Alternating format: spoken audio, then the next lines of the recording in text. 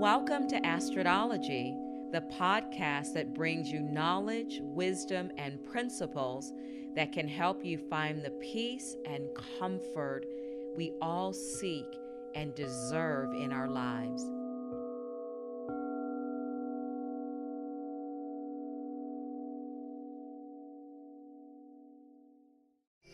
Hi everybody, welcome back to this edition of Astrodology with Astrid. I hope you're well, I hope you're good. Today I'm talking about one of my favorite topics, and the great news about this topic is that it has blown up. I'm talking about chakras. So maybe even 10 years ago, people didn't even understand the word. I know there's a lot of information out there about the chakras, but I feel like I've come up with a great way to explain them so that it is something that you can integrate and understand. The reason I love the chakras so much is because the chakras are the medicinal or scientific side of the yoga practice. And honestly, science has not debunked the existence of chakras, but they also they're not able to say that they don't exist. There are too many people that are working with the chakras. In my own journey, working with the chakras has changed my life. It's changed the lives of my students. So again, sometimes we don't believe things because we can't see it. You know, the chakras are part of that ethereal, energetic side of our humanness. One thing I will say about the chakras, and I want you to understand this, is that whether you believe them or not, whether you understand them or not, we cannot live life without connecting to one of the 7 main chakras.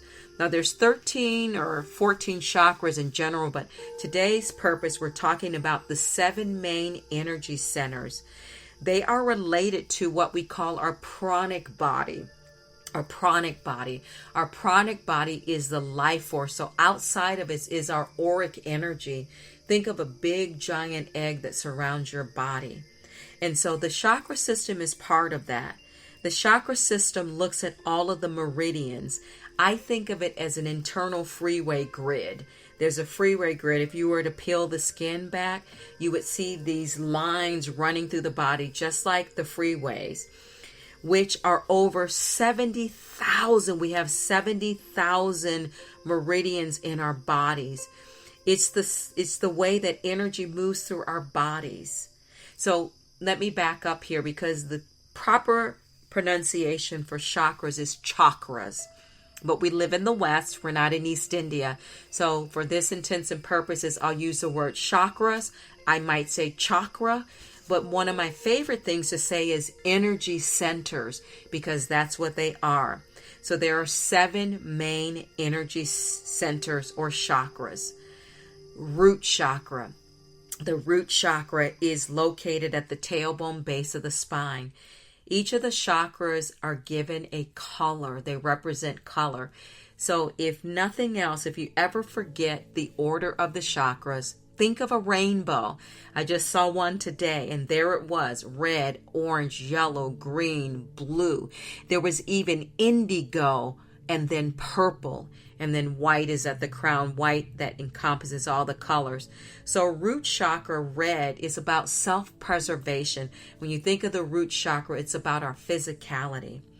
The sacral chakra, represented by the color orange. This is about self-satisfaction. It's about creation, creativity, and bringing things to life, birthing things.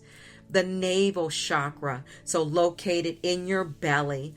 Yoga or yellow is the color of self-identification. This is our core. I like to call this our central processing unit, one of them, because the brain has one and the navel center has another. Let me back up. The sacral energy, I didn't mention that, was governed by the color orange, but the sacral lives near our sex organs. So the gonads, the ovaries, the uterus, the scrotum, in that area. The heart center. The heart center is represented by green or pink, because green is the color of growth and opportunity, and pink is the color of agape, selfless love. So the heart is about self-awareness. It is the center of the energetic body. It is the bridge. So the heart chakra sits in the middle. Below it are the three lowers, the root, the sacral, and the navel. And above the heart is the throat, the third eye, and the crown. So you need the heart to be open in order to access the upper chakras or the lower chakras. The throat chakra is represented by the color blue. Royal blue, medium blue, any shade of blue. And this is self-expression, where we give life to our dreams by voicing ourselves. And then the third eye can be represented by purple or turquoise. And the third eye, middle of the eyebrows, middle of the brows, that point, is sometimes called the inner eye. And this is the eye of self-reflection. This is where intuition lives at its highest point. And then the crown right on the top of the head is represented, it can be represented by purple, violet, or white. White is traditionally the color that's associated with the crown energy. And the crown energy is about self-knowledge. The chakras are a clear mapping of how the mind and body intersect. My teacher, Ashley Turner, said this. Chakras are a clear mapping of how the mind and body intersect. Other names for the chakra systems are wheels of light, because these chakras spin, and under certain cameras you can see they spin like light energy. So the word chakra means root. Another term for it, like I said, think about a rainbow. Sometimes the chakras are called the rainbow bridge, and again, energy centers. So a chakra is a center of activity that receives, assimilates, and expresses life force energy. A chakra is a center of activity that receives, assimilates, and expresses life force energy. So the chakras, these 7 main chakras, run along the spinal column. Chakra, a vortex of energy formed when the Ida, feminine left side, and Pingala, masculine right side, called nadis, intersect and spiral along the spinal column. Masculine is solar current, and it meets its feminine lunar current, and this forms a disc bundle of nerve endings that govern certain physical regions, emotions, and aspects and developmental phases of our consciousness. Each chakra is a vortex where both physical and psychological energy is generated, assimilated, and then transmuted. Each chakra reigns over a specific phase of our normal human development. The chakra system is made of a map of the human biocomputer, a diagram of how and where the physical body and the psychological body intersect, or the relationship between the psyche and the somatic side of who we are. Chakras also directly correlate with specific glands from the endocrine system in the body, which helps to regulate the release of hormones and our moderate biochemistry. The chakras correlate directly with our endocrine system. Each one sits at the root of a gland in the endocrine system. Where the two poles of energy meet, masculine and feminine intersect, this is where the chakra gets ignited or sparked. So again, you need a positive charge and a negative charge to cause a spark. So where these two poles of energy, one is masculine, one is feminine, where they connect is where the chakra gets ignited. So it ignites at the tailbone base of the spine, at the sacral energy, at the solar plexus, the core, at the heart, the throat, in the middle of the brow, and at the crown of the head. The chakras are a team, and each one has a role and function, and they support each other. So sometimes one chakra goes down or off, and the others, in order for them to thrive, they need that other team member to do their part. The chakras are stacked one on top of the other, with the largest chakra being at the base. So the root chakra is the largest one because it's got to carry the rest of the team. It stacks like a building. So the root chakra is the largest one. It's the slowest moving chakra because it's holding and carrying a lot. Think of a house. You put down a slab and a foundation, and then you build the walls and the windows and the roof on top of that. The chakras spin and swirl at different frequencies, from the slowest starting at the root and getting faster and tighter as you go up. Our chakras can be open, blocked, semi-blocked, or completely closed. So the idea is, some people said, oh, I went and got a chakra healing. My chakras were closed.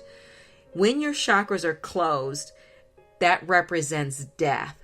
So your chakras can be sluggish or slow moving, but if you're alive, I can tell you with all certainty, they are not closed. The heart is the bridge, as I said, connecting the lower with the higher chakras. So the idea is the lower chakras are connected to our outer world. Everything that's responsible with physicality, our family, our friends, our work, and just our legs, our feet, our physical body, things like that. The higher chakras, the upper chakras, are related to our inner world. Prayer, meditation, concentration, thinking. Those upper chakras govern our inner world. So when we develop our heart chakra, we begin to influence the surroundings with our spiritual presence. When we develop the communication chakra, we begin to influence the country with our spiritual presence. When we develop the seventh chakra, we begin to influence the world with our spiritual presence without doing anything, says Swami Dilan Gittin. So the chakras are very powerful. They're magical. They're ethereal. And when we feel and think and are in a great extent, it is determined by these glands and this invisible energy that's governing our life. So the chakras, again, are very, very, very powerful in our lives. So, for example, you cannot go through one day without connecting with your chakras. When you think, when you have a thought, you're connecting with your crown chakra. When you have a hunch, when you feel something, when you get the chills about something, when you have an inner knowingness, you're connecting with your third eye chakra. We talk, whether we talk through our words, whether we're writing, whether we're typing, whether we're texting, you are engaging in your throat chakra. Your heart chakra is constantly activated. We know this because blood pumps through the heart. When the heart vessel gets harmed or damaged, we can have a heart attack. So breath passes through all our pulsing of energy and blood. So you're automatically connecting with the heart chakra. When we come to the belly, when you eat food, when you drink water, when you think thoughts, when your emotions get hurt or your emotions get uplifted, you are connecting with the solar plexus, your belly, your navel center. So this is the area of digestion, whether it's what we ate or what we are thinking.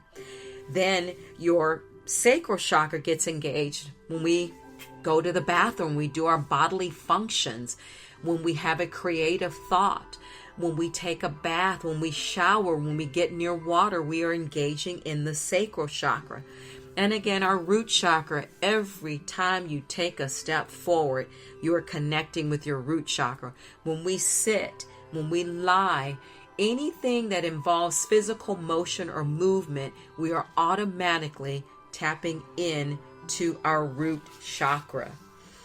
So in closing, I want to leave you with affirmations for all of the chakras. We know that affirmations or intentions are powerful things that support our whole bodies. So here are some for the chakras. My chakras are balanced and in sync with one another. My chakras are balanced and in sync with one another. The colors of the rainbows balance my chakras and my life. This is why when we see a rainbow in the sky, it's so breathtaking and magical. But again, it proves itself out. The next time you see a rainbow, you're going to see red, orange, yellow, green, blue, indigo, purple. And then the sky represents the white. My body, mind, and spirit are in sync with my highest vibration. My body, mind, and spirit are in sync with my highest vibration. I live in a state of balance, harmony, and flow. I live in a state of balance, harmony, and flow. I am in harmony with the universe. I am in harmony with the universe. Life's magnificence flows through me gracefully. Life's magnificence flows through me gracefully. The energy of my spirit is one with the universe. Cosmic energy radiates from my being. Cosmic energy radiates from my being. I am a balanced and whole spirit. I am a balanced and whole spirit. So again, the chakras are part of our humanness. It is part of what makes us thrive. So the more you get in touch with it, I encourage you to get a chakra reading. I encourage you to look up information. Like I said at the start of this conversation, it is so wonderful to see that you can now Google what is a chakra, and this plethora of information comes through. If you're a meditator, we have the power to connect with our chakras without any woo-woo or magic by simply closing our eyes. So one thing you can do is come to a seated position. You can be preferably on the ground in a cross-legged seat or in a chair. You can also lie on a bed or a couch, however. But the idea is just to get relaxed and just close your eyes. So we got to get to the place where we're having conversations with ourselves, that we're in constant dialogue with our body. Our body is actually listening. I just did an episode on how we feel about our bodies and what we think. Our body goes in. It's always listening to us. So laying down, just ask yourself a simple question. What energy center do I need to focus on right now? And just take a few moments, just breathe, don't chase anything. And the idea is, the theory is two ways. If, for example, yellow pops up, that may be an indication that that is the energy center that you need to focus on. Maybe your self-esteem is down. Maybe you've been feeling like you're not supported. Maybe you're nervous, anxious. Maybe your digestion isn't working properly. So ask yourself, your body will provide the answers.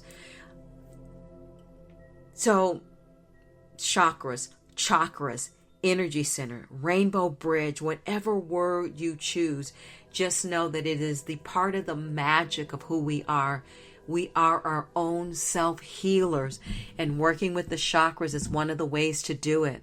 Bring color into your life. Just looking at the color that corresponds with the chakra begins the process of healing. Again, sometimes we overcomplicate healing and how simple and easy it is. As it turns out, some of the most simple modalities are the most potent and powerful to help us heal, and the chakra system is one of them. Thank you so much for tuning in and listening to this message on the chakras, your rainbow bridge. Stay safe, stay well, and I'll catch you in the next episode.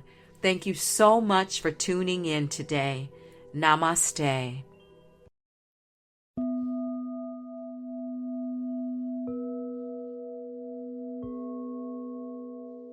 Thank you for listening to Astrodology. If you enjoyed this episode and would like to help support the podcast, please hit the subscribe button and tell your friends about it by sharing this program on social media.